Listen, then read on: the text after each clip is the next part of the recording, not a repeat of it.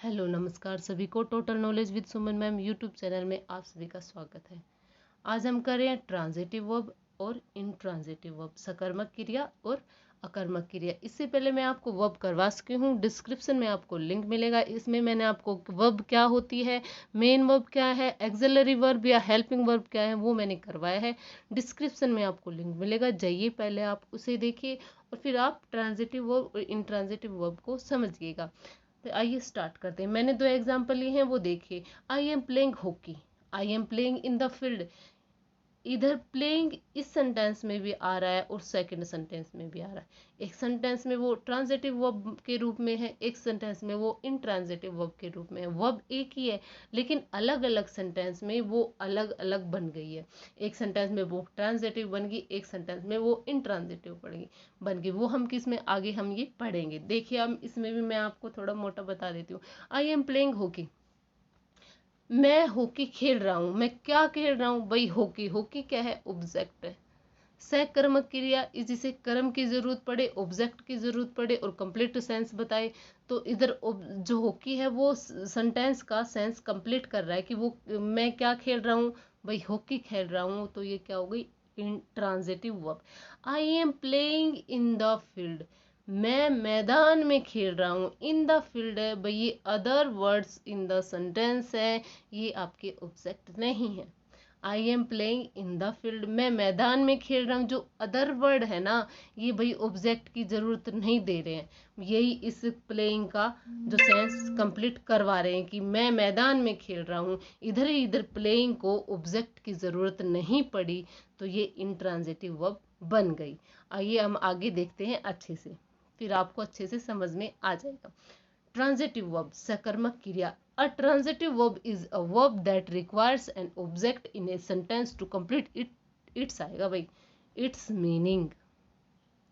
एक transitive verb, एक सकर्मक क्रिया वह क्रिया होती है जिसे जरूरत होती है एन ऑब्जेक्ट, एक कर्म की, इन अ सेंटेंस, एक वाक्य में, टू कंप्लीट इट्स सेंस, उसका अर्थ पूरा करने के लिए। सकर्मक क्रिया को एक ऑब्जेक्ट की जरूरत होती है वाक्य में, ताकि वह उस वाक्य का अर्थ को पूरा बता सके। ये बता रहा है। कहने का मतलब जिस सेंटेंस में वर्ब के साथ ऑब्जेक्ट की जरूरत हो, तो वो जो वर्ब होती है वो ट्रांजिटिव वर्ब होती है। आप एग्जाम्पल देखिए। मालती रीड्स अ बुक, मालती एक पुस्तक पढ़ती है। तो मालती रीड्स, मालती क्या पढ़ती है भाई? एक पुस्तक। अगर हम लिख दें मालती रीड्स, मालती पढ़ती है, क्या पढ़ती है? पुस्तक पढ़ती है, अखबार पढ़ती है, मैगजीन पढ़ती है, क्या पढ़ रही है?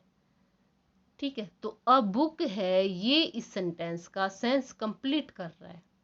तो इधर ये रीड्स है, ये इंट्रांजिटिव वर्ब है। अगला सेंटेंस देखते हैं। Shyam reads a letter, Shyam writes a letter. Shyam है वो एक पत्र लिखता है, श्याम एक पत्र लिखता है। तो श्याम क्या लिखता है? श्याम लिखता है। सेंस कंप्लीट नहीं बन रहा ना, पता नहीं चल रहा ना वो क्या लिख रहा है। लेकिन अ लेटर, एक लेटर, एक पत्र लिख रहा है, इससे हमें पता लग गया श्याम एक पत्र लिख रहा है भाई। तो ए लेटर है वो राइट, जो वर्ब है वो उसका सेंस कंप्लीट कर रहा है कि वो पत्र लिख रहा है। तो इधर जो राइट्स है वो ट्रांजिटिव वर्ब है। आगे देखते हैं intransitive verb. An intransitive verb is which does not need object to complete its sense.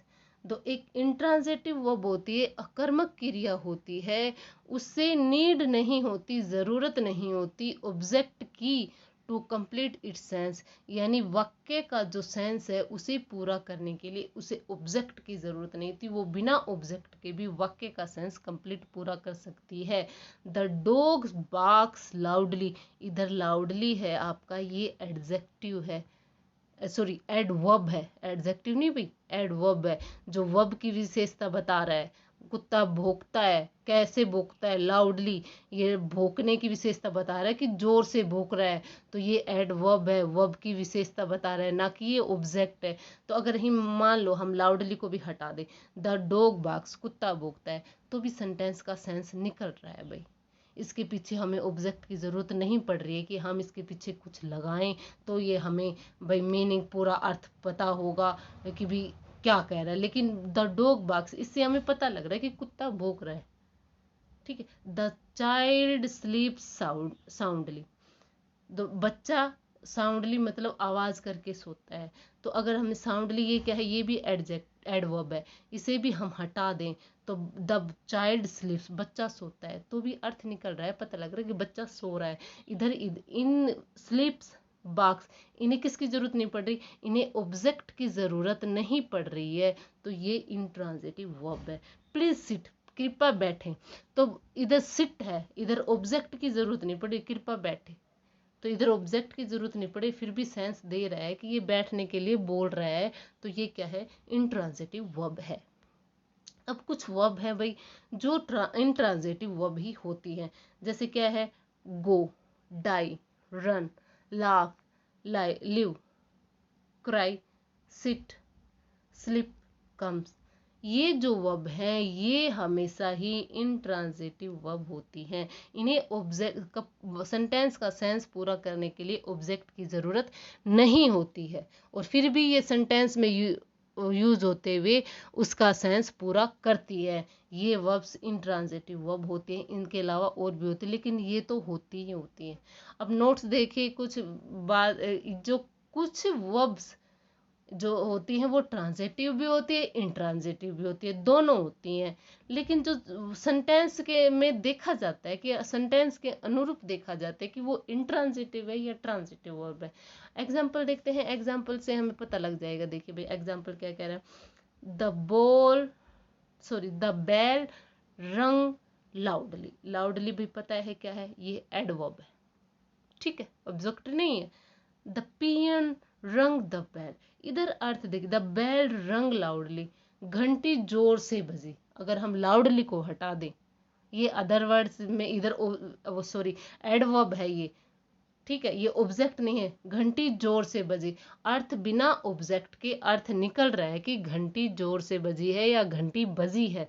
इधर देखिए द पियन रंग, अगर हम इस द बेल को हटा दें, इधर ये ऑब्जेक्ट है द बेल, द पियन रंग, पियन चपड़ासी ने बजाई, क्या बजाई, अर्थ निकल रहा है, नहीं निकल रहा। जो द बेल है वो इसका सेंस कंप्लीट कर रही है सेंटेंस का, कि जो पियन है, चपड़ासी है, उसने घंटी बजाई। तो जो द बेल है वो इस सेंटेंस का सेंस कंप्लीट कर रही है। तो देखिए इधर भी रंग है, इधर भी रंग है, दोनों वर्ब है, एक ही वर्ब है, लेकिन इधर सेंटेंस में बिना ऑब्जेक्ट के ये सेंटेंस का सेंस कंप्लीट दे रही है, इसलिए ये इंट्रांजिटिव वर्ब है।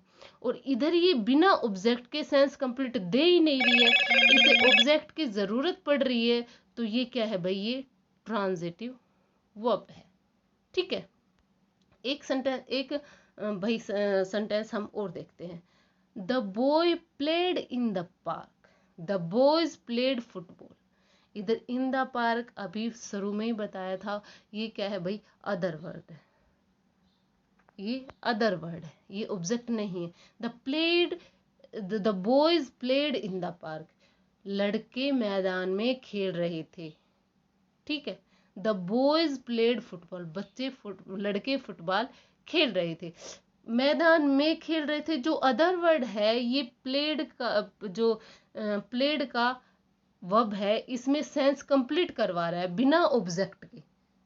ये अदर वर्ड की सहायता से सेंटेंस का मीनिंग कंप्लीट कर रहे हैं बिना ऑब्जेक्ट के, तो ये क्या है भाई, आपकी इंट्रांजिटिव वर्ब है। और इस द बॉयज प्लेड, बच्चे खेले, क्या खेले भाई, सेंस कंप्लीट नहीं हो रहा, फुटबॉल खेले, इधर प्लेड को ऑब्जेक्ट की जरूरत पड़ रही है, तो ये आपकी ट्रांजिटिव वर्ब है। इधर अदर वर्ड ने इसका काम चला दिया, बिना ऑब्जेक्ट के सेंस पूरा करवा दिया, तो ये इधर आपकी इंट्रांजिटिव वर्ब है। और इधर ये प्लेड है, ये आपकी ट्रांजिटिव वर्ब है। ऐसे कुछ ये वर्ब हैं, और भी है भाई, जो सेंटेंस के अनुसार देखना पड़ता है कि वो ट्रांजिटिव है या इंट्रांजिटिव वर्ब है।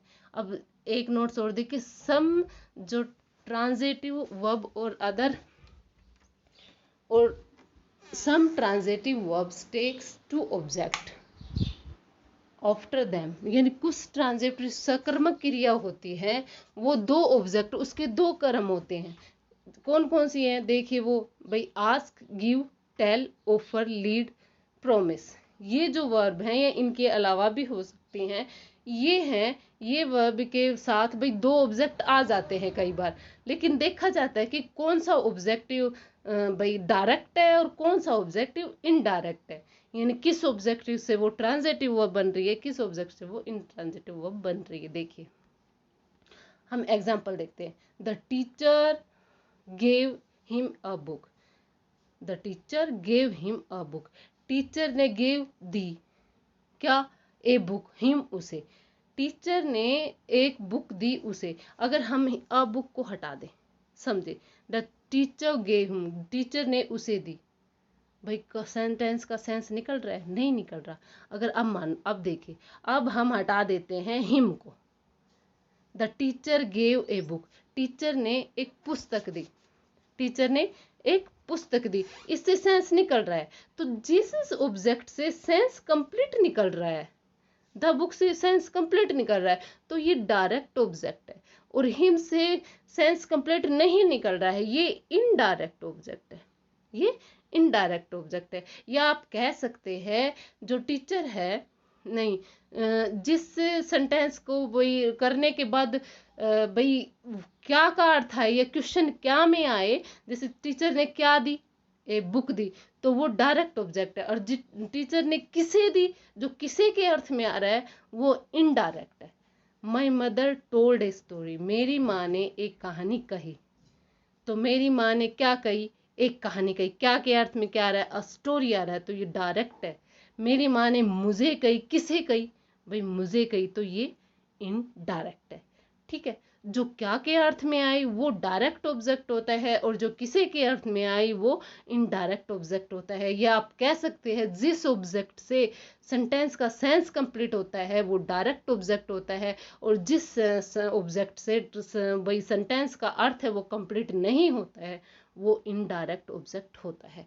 भाई आज मैंने आपको ट्रांजिटिव वर्ब और इनट्रांजिटिव वर्ब करवाई है। इससे पहले मैं आपको वर्ब, हेल्पिंग वर्ब और मेन वर्ब मैं आपको करवा चुकी हूँ। अगर आपको वीडियो अच्छी लगी हो तो please like, share and subscribe and subscribe my channel, अगर आप चैनल पर नए हैं। धन्यवाद।